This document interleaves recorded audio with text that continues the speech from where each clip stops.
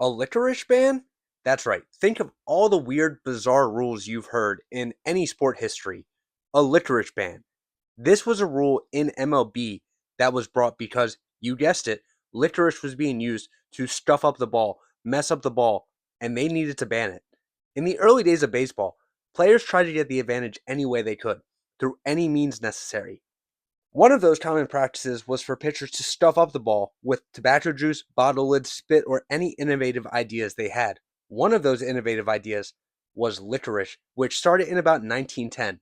I'm Nico Dwyer here for the 10th inning, going over the bizarre rule that kind of changed MLB forever, even though it wasn't just about licorice.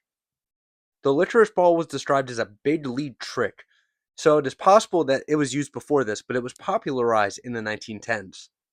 Originally, the licorice ball was used to help counteract the effects of such pitches like the spitball and use another liquidy substance intended to re-sticky the ball. This was a time where balls were not changed out nearly as often or at all. You may have used the same ball from the start of the game until the end of the game.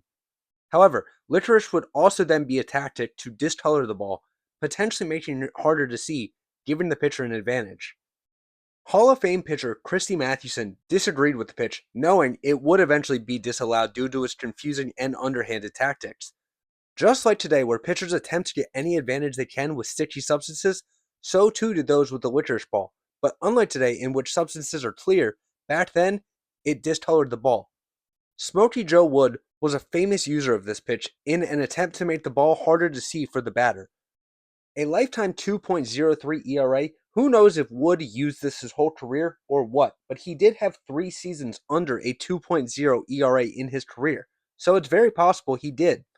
Now, debates on whether the pitch was illegal or not was obviously up to the umpires, but some people said whatever gave the pitcher an advantage was worth it back then, and if the umpires didn't catch it or do anything about it, why would pitchers stop?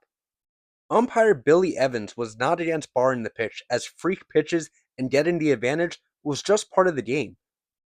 Other pitches were not banned or could not be banned at the time, so why ban the licorice ball? Thought Evans. Apparently, some of the top pitchers in the game, including Smokey Joe Wood, were accused of using this pitch. Now, the American Association did not agree with this assertion and banned the pitch, the emery ball, and the shine ball before the 1918 season. The American and National League raised the same issue, but no such official ban came to be as of yet. However, before the 1920 season, MLB would act, banning all freak pitching except for giving old-time spitballers one final year with the pitch.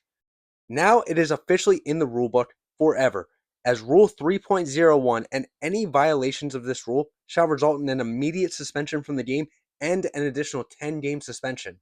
While that doesn't sound like a lot, this, along with the other pitches, changed MLB history forever because one, it led to the balls being changed more often. Now, no one would have guessed how often they're changed today, but the balls were changed more often, and it just disallowed pitchers from trying to get any advantage they could. Quote, giving the advantage back to the hitters. So that was the licorice ban in MLB. Can you think of any other weird rule changes or just weird things in general that became a rule or why they became a rule? If you can, let me know down in the comment section.